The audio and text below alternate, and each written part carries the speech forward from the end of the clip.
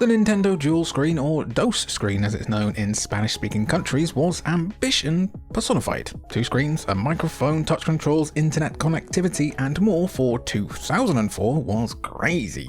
But these games pushed the industry-pushing handheld even further. Let's cop a look at the first game in this episode.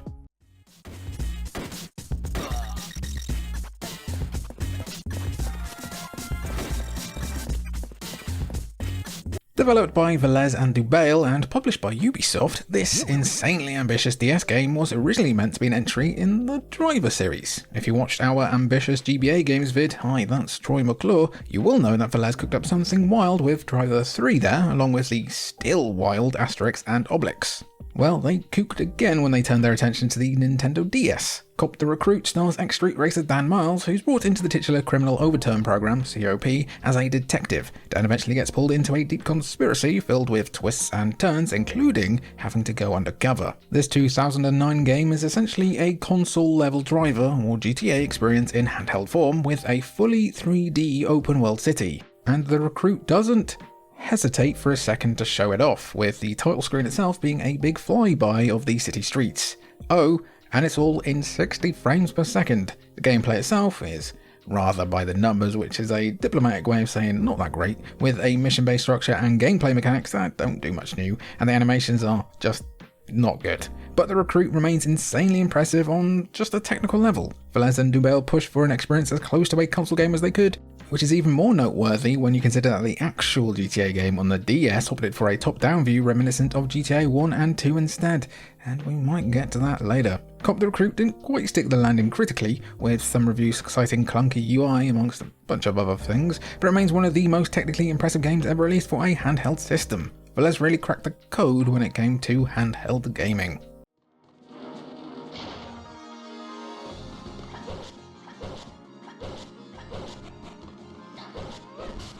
Developed by Matrix Software of Final Fantasy IV Remake fame, this action RPG begins with the revelation that the world will be destroyed and that a new one must take its place. To facilitate this, your silent protagonist is chosen by the Book of Prophecies to record anything and anyone worthy of the new world, and that's accomplished by literally smacking them with the book. Gives a whole new meaning of doing things by the book, doesn't it? Recording objects and entities saves the subject's information into the book to be seen on the bottom screen. The real twist though is in how Avalon Code essentially lets you play at being God or a mad scientist with this data. Anything you scan is composed of multiple codes, and it's possible to rearrange them to your liking, altering attributes and potentially creating entirely new items. Find an enemy too tough to handle? No problem, just rearrange the tiles that make up their code to alter their stats. That's nuts, that's crazy. As ambitious as this all sounds though, Avalon Code unfortunately fails to put it all together to create a cohesive package, with reviews citing boring combat and dungeons and lackluster storytelling. Even so, the ideas on display here are pretty compelling. Perhaps one day we'll see a sequel or spiritual successor that fully capitalizes on the game's potential. Considering how wildly unsuccessful this was though, the world is more likely to end first.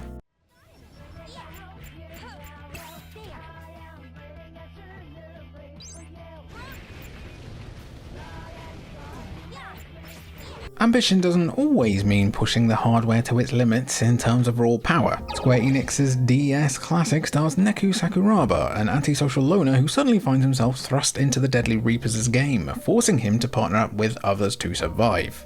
Unlike your typical RPG, The World Ends With You is set over the course of 3 weeks, during which Neku and his partner travel around different parts of Shibuya to complete assigned tasks. The underground, the plane of reality that the game is set in, is also fraught with danger as creatures called Noise wander across the city. Out of the many eccentric design choices the game has to offer, the combat shines the brightest. Most JRPGs will feature multiple playable characters with unique abilities, but this game has you controlling 2 characters at the same time, each of which has completely different control schemes. Neku is controlled with the stylus on the bottom screen, while his partner is controlled on the top screen with the D-pad. Characters and enemies each share health across the 2 screens, meaning you'll have to pay attention to 2 battlefields at once to survive. The combat has a high learning curve, but stick with it and you'll experience one of the most unique RPGs ever made. It's so unique, in fact, that none of the game's re-releases, all on platforms that only feature 1 screen, can truly capture what made this classic so special. That said, still hunt it down wherever you can.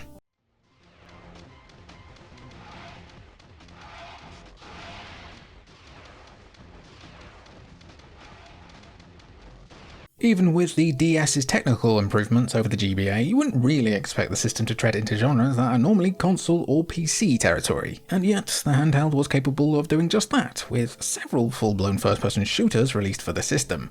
While the DS saw a handful of Call of Duty games created specifically for it, Nintendo Software Technology beat N-Space and Activision to the punch with Metroid Prime Hunters. Released in 2006, Prime Hunters is set between the events of Prime 1 and 2, and sees Samus fending off other bounty hunters as they all try to claim an ultimate power hidden in the Alimbic Cluster. Though the story is weaker than other entries and the single-player campaign is repetitive and formulaic, Prime Hunters is nonetheless an incredible achievement for how well it translates the Prime sub-series' gameplay to a handheld format. Prime Hunters uses the L and R buttons to shoot while the stylus controls your aim. The single-player campaign as a whole also has simpler level design than the other Prime titles, with the game's online multiplayer, yes, online multiplayer with a voice chat on handheld clearly being the main focus. With 26 maps and several game modes to choose from, Prime Hunters was built as a multiplayer experience first and single-player second. Though now somewhat forgotten and somewhat difficult to get the most out of, Metroid Prime Hunters remains an impressive spin-off and another step towards handheld systems being able to handle console-level experiences. The next game need no introduction.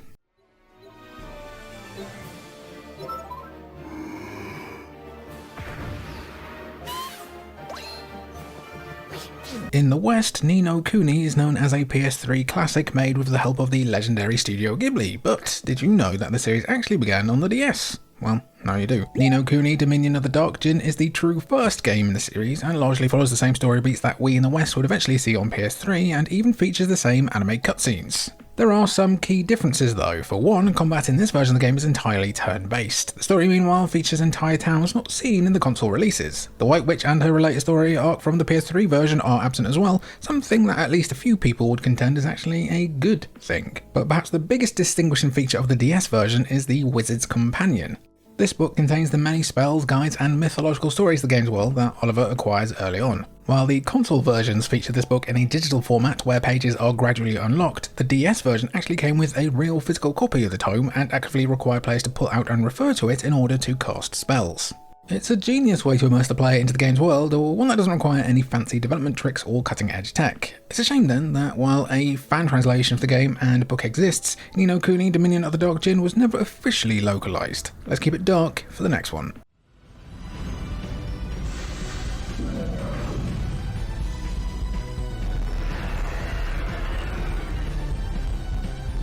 Years after the GBA's Golden Sun games, Camelot would eventually return to the series on the DS with Golden Sun Dark Dawn. Set 30 years after the events of the Lost Age, the game shifts focus to the children of Isaac and his friends as they investigate a new phenomenon known as psi energy vortexes.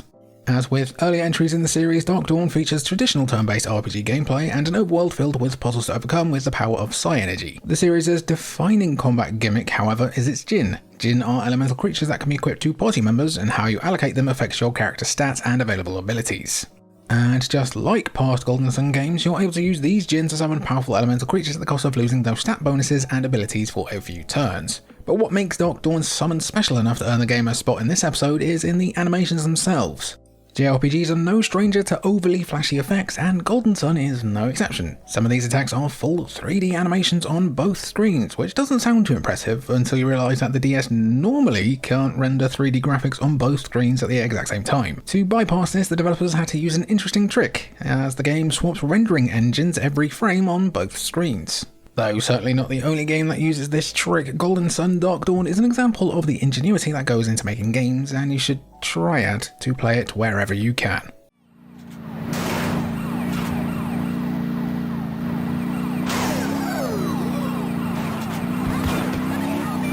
For as massively popular as Grand Theft Auto is, the series hasn't made all that many appearances on Nintendo systems. The games that do show up don't exactly always have the best track record, which makes this gem stand out all the more. Released in early 2009 for the DS and later that year for the PSP, Grand Theft Auto Chinatown Wars brings Liberty City to Nintendo's handheld systems. Chinatown Wars stars Huang Li, a triad member who loses a family heirloom sword, with his efforts to retrieve it dragging him deeper and deeper into the power struggles of the criminal underworld.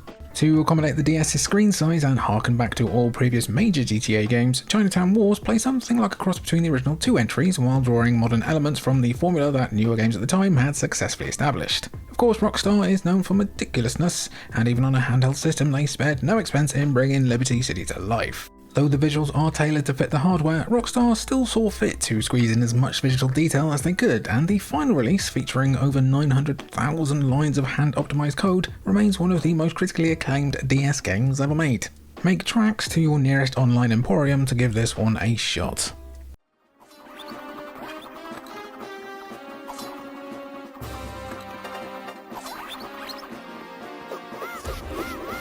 With every new system, Nintendo is keen to incorporate the hardware's major gimmick into their beloved first-party IP. Case in point, Phantom Hourglass and Spirit Tracks are full-length Zelda adventures that rely almost entirely on the DS's touchscreen. All of Link's actions, whether that is attacks or using items, require touches, taps and drawing on the touchscreen in some fashion. Beyond expertly translating Zelda mechanics and stables to touchscreen controls, both Phantom Hourglass and Spirit Tracks stand out for their stealth segments, as both feature massive central dungeons that Link finds himself constantly revisiting throughout his adventure. The Temple of the Ocean King and the Tower of Spirits both feature 9 invincible enemies to be avoided, safe zones to hide in, and gimmicks, a time limit in Phantom Hourglass and Zelda's ability to possess and control the patrolling phantoms in Spirit Tracks to manage. Both games also further expand on the sailing introduced with Wind Waker. Phantom Hourglass featured an upgradable steamboat, while Spirit Tracks, as the name implies, features a sacred train. Though the latter proved to be somewhat divisive among fans, both Phantom Hourglass and Spirit Tracks are overall fantastic DS games that mark a point where Nintendo saw it experiment with the series much more compared to past entries. As is usual for the franchise, Nintendo's creativity paid off, with both games being beloved by critics, but which one do you prefer? Let us know down below. But whatever the case may be, these are 2 Zelda games meant to be played on the DS.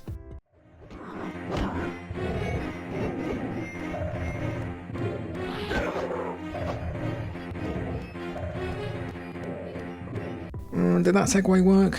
Not my best, was it? Anyway, originally pitched as a Silent Hill entry for the DS, developer Renegade Kid would go on to release Dimension: The Ward, a survival horror shooter. Set in an abandoned hospital, it featured solid, if rudimentary, gameplay for the genre, with relatively simple puzzles and an emphasis on combat. Dimension 2 is a direct sequel that makes some rather straightforward improvements, like jumping and crouching, save points, and more varied environments. Combat in both games works like you'd expect from a first-person shooter. L is used to shoot, and the touchscreen is used like a mouse or analog stick to look around.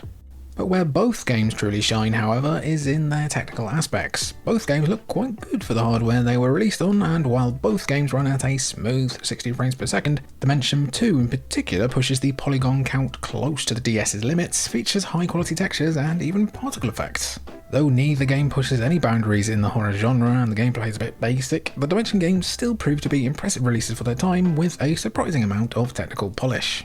Okay, permit me a real quick random survival horror recommendation tangent. Okay, you should play You Will Die Here Tonight. It's like Resident Evil Gaiden on the Game Boy Color, right? But it's modern and there's a lot more to it. Currently really enjoying it on my deck. It's just a solid ass indie game worth a look for a few quid. Alright, last up today, probably the one you've been waiting for.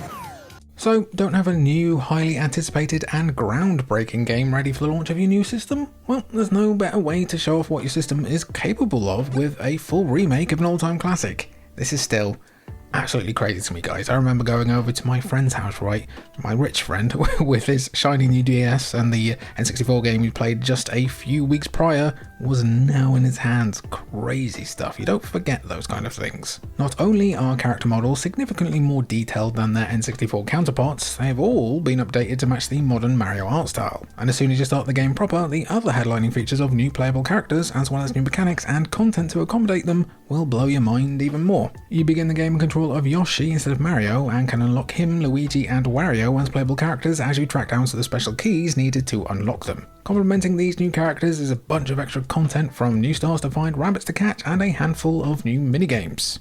Though it may pale somewhat in comparison to later remakes of N64 games, Super Mario 64 DS is still an incredible achievement, being a full remake of a revolutionary classic that added new content, all while being available day and date with the DS's launch in every region. Right, so long gay Bowser, I'll see you in the outro. Outro gang, what does DS really stand for? Dandy sausage? Dinosaur sauce pot?